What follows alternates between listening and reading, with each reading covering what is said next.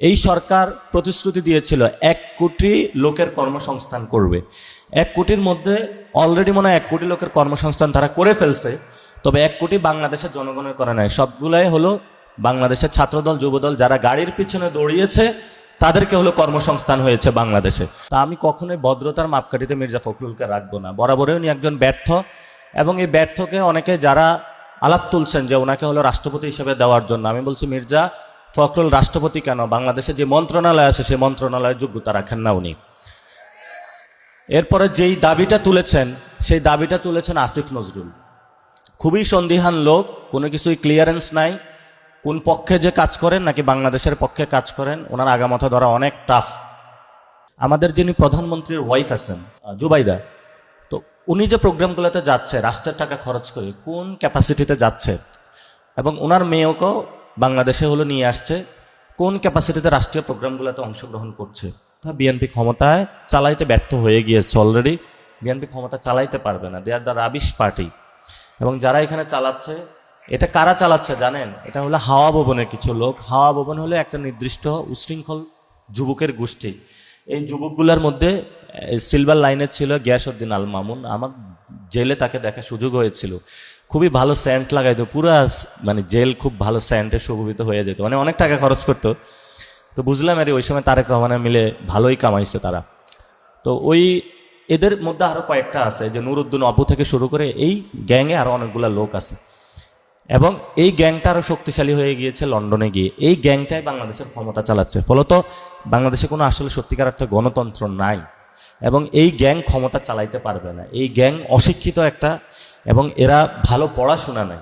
যদি পড়াশোনা থাকতো তাহলে স্টুডেন্টটা বলছে যে আজকে আমার গলা পরিমাণ পানি, পরীক্ষাটা কালকে দেন, এরা স্টুডেন্টদের সন্ত্রাসী বলতো না। এখন এই স্টুডেন্টরাও বলা শুরু করছে যে এইচএসসি পাস প্রধানমন্ত্রী, তো আমি আন্দোলন করলে সমস্যা কোথায়? সে তো আমার সমস্যাটা বুঝার কথা। আরে তো বাংলাদেশের আসলে আমি তারেক রহমানের যেটা বলবো সেটা হলো, তারেক রহমানের হলো বাংলাদেশের ডিপ পলিসির ক্ষেত্রে ওই জায়গায় মানে বুঝটা নাই যে উনি বাংলাদেশ রাষ্ট্রটাকে কোথায় নিয়ে যাবে। ফলত একবার ভর করে সালাউদ্দিনের উপরে। আর সালাউদ্দিন হলো ওই যে ওনার মির্জা ফখরুলের যে মেয়ের জামাই, ওনার নাম কি যেন, ফাহাম ভাই। ফাহাম ভাই একটা শব্দ বলেছিল, ডেসপিকেবল ... ওইটা হলো সালাউদ্দিনেরই। এটা হলো উনি ওনার জন্য এই শব্দটা বলেছিল হলো। এই জন্য হলো এই এরপরে একবার ভর করে, একবার হলো অন্যজনের উপরে ভর করে, এগুলা দিয়ে এভাবে মানে চলবে না। এরই আপনাদের দায়িত্ব নিতে হবে। ইনশাল্লাহ ভবিষ্যৎ এনসিপি হলো ক্ষমতা লিড দিবে, এবং এই জেনারেশনে যারা আছে তারাই আবার বাংলাদেশ লিড দিবে। ভয় পাওয়ার কোনো কিছু নাই।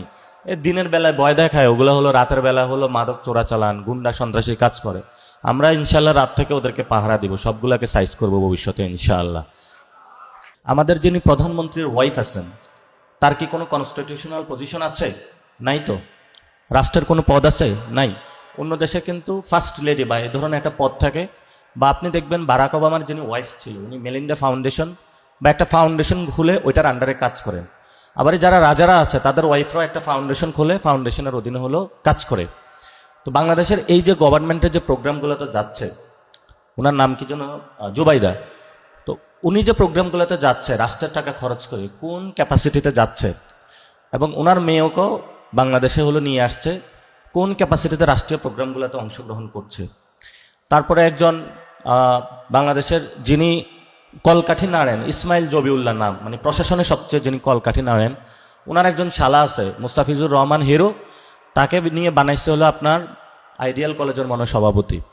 এরপরে হলো আপনার ক্রিকেট বোর্ডগুলোতে দেখবেন সবাই বাচ্চা টাচ্চাকে দিয়েছে। তো বাংলাদেশে তো কিন্তু এক ধরনের মোনার্কি আছে, এবং এই মোনার্কির বিপরীতে কিন্তু যখন দেশটার নাম দিয়েছেন people's republic of Bangladesh. Republic শব্দটা হলো গণপ্রজাতন্ত্রী, যেখানে জনগণকে সার্বভৌম ক্ষমতার অধিকারী দেওয়া হয়েছে। কিন্তু বাংলাদেশের সার্বভৌম ক্ষমতার অধিকারী হলো দুইটা গোষ্ঠী, একটা হলো শেখ ফ্যামিলি যাকে আমরা বিদায় করেছি, আর একটা জিয়া ফ্যামিলি আছে। আল্লাহ যেন ওনাদের কি হবে, যে অবস্থা ওনারা শুরু করেছেন, এটা হলো ভবিষ্যতের আমরা বলতে পারবো। এখনই কিছু বললে আবার আমাদের উপর অত্যাচার নেমে আসবে। একটু স্ট্র্যাটেজিক ওয়েতে চলতে হবে, হ্যাকমতের সাথে। এই সরকার প্রতিশ্রুতি দিয়েছিল 1 কোটি লোকের কর্মসংস্থান করবে। 1 কোটির মধ্যে অলরেডি মনে হয় 1 কোটি লোকের কর্মসংস্থান তারা করে ফেলছে, তবে 1 কোটি বাংলাদেশের জনগণের করে নাই, সবগুলাই হলো বাংলাদেশের ছাত্রদল যুবদল যারা গাড়ির পিছনে দৌড়িয়েছে তাদেরকে হলো কর্মসংস্থান হয়েছে বাংলাদেশে। তো বাংলাদেশে কর্মসংস্থানের যে স্ট্যান্ডার্ড ক্যাটাগরি, সেই ক্যাটাগরিটা হলো আপনি যদি গাড়ির পিছনে দৌড়ান, পড়াশোনা করা লাগবে না, তাহলে হলো কর্মসংস্থান। অর্থাৎ বিএনপির যে কর্মসংস্থান, সেই কর্মসংস্থানটা হলো বিএনপির দলীয় নেতাকর্মীদের জন্য। ফলত আমাদের যারা গণঅভ্যুত্থানে আন্দোলনে এসেছিল তারা কেন এসেছিল? একটা চাকরির জন্য। একটা মানুষ একটা চাকরি চায়, একটা মানুষ জীবনের মান উন্নয়ন চায়, সেই জায়গাটা আমরা নিশ্চিত করতে পারি নাই। ফলত আমাদের পুরো সোশ্যাল সেক্টরটা ইনস্টেবল জায়গা রয়েছে, স্টেবিলিটি নাই। স্টেবিলিটি না থাকলে আমাদের এখানে দেখেছেন যে আপনারা হলো গত 2 বছরে কেউ হলো ডানপন্থার দিকে ঝুঁকে যায়, কেউ হলো এক্সট্রিমিজম হয়ে যায়, কিন্তু রাইট যে পলিটিক্স বাংলাদেশে সেদিকে কেউ যাচ্ছে না। এবং হিন্দুরাও এখানে এক্সট্রিমিজম হয়ে যায়। আবার হলো অনেকে হিন্দুদের মন্দিরে হামলা চালিয়েছে, দেখেন সুন্নিদের উপরও হামলা হচ্ছে। তো বাংলাদেশে স্টেবল না সিকিউরিটির ক্ষেত্রে। যেই কথাটা গুরুত্বপূর্ণ এই জায়গাটায়, আর একটা হলো ফরেন পলিসি। ফরেন পলিসির ক্ষেত্রে আমরা বলি আমরা সেন্ট্রিস্ট। তা আমাদের বলা হয়েছে কোনো আমাদের শত্রু নাই, সবাই বন্ধু। তো পাগলের কোনো আসলে শত্রু থাকে না, পাগলের সব বন্ধু থাকে। তো এই জন্য আমরা বলবো আমাদের স্ট্র্যাটেজিক ওয়েতে চিন্তা করতে হবে নতুনভাবে, যে আমাদের সাউথ এশিয়া রিজিয়নে আমরা দেখেন 3 দিক দিকে ভারত দিয়ে ঘেরাও আছি, এবং ভারত যেটা করতেছে তাদের সংবিধান সংস্কার করতে চেষ্টা করেছে, এবং সেই ক্ষেত্রে বিজেপির ক্ষেত্রে শিক্ষা সংস্কার আন্দোলনে তারা নেমে এসেছে। তা আমরাও আপনাদের যুবশক্তিকে বলবো আপনারা যেন স্পেসিফিক একটা আন্দোলন ধরেন, যেটা কর্মসংস্থান আন্দোলন, যে তরুণদের কর্মসংস্থানের ব্যবস্থা করতে হবে, কি ওয়েতে সরকার দিতে হবে, এটার জন্য আপনারা রাজপথে নামেন।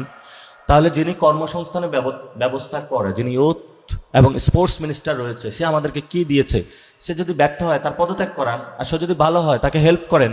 এর বাইরে তো কোনো কিছু নাই।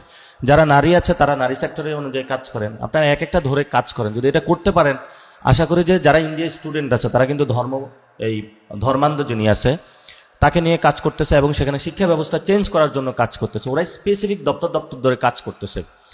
আরেকদিকে হলো আমাদের বঙ্গোপসাগরে ওই সময় মুক্তিযুদ্ধের সময় হলো আমেরিকা উপস্থিত হয়েছিল, এবং এখনও আমেরিকা আছে, ভবিষ্যতেও তারা এখানে বড় একটা ইনফ্লুয়েন্সিয়াল ক্ষমতা রাখতে চেষ্টা করতেছে।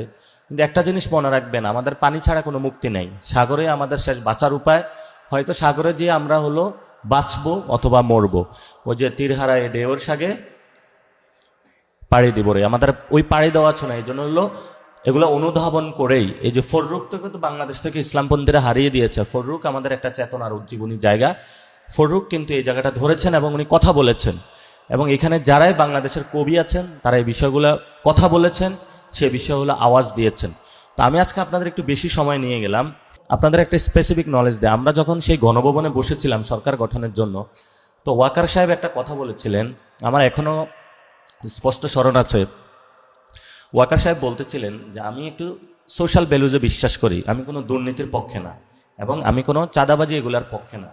তো ওই ব্যক্তিটাই যখন তারেক রহমানের চাঁদাবাজিকে সায় দিয়েছে, ওই ব্যক্তিটাই যখন তারেক রহমানের মতন একজন দুর্নীতিবাজকে হলো ক্ষমতায় বসিয়েছে, তখন ওনার সততা নিয়ে প্রশ্ন আসে। এই জন্য আমি ওনাকে বলি, যখন দাঁড়ি রেখে আর্মি প্রধান এসেছে, আমি বলি যে শেষ বয়সে মানুষের হলো ভূতে ধরে ভূতে ধরলে কেউ দাঁড়িয়ে রাখা শুরু করে, এবং তার যদি এটা রিয়েলি অনুভূতি নিয়ে শুরু হয় তাহলে সেটাকে আমি ওয়েলকাম জানাই। এবং আমি মনে করব যে দাঁড়িয়ে একটা সুন্নাত, এই সুন্নতের রেসপেক্টের জায়গাটা যদি কেউ রাখে সেটা তো ওয়েলকাম।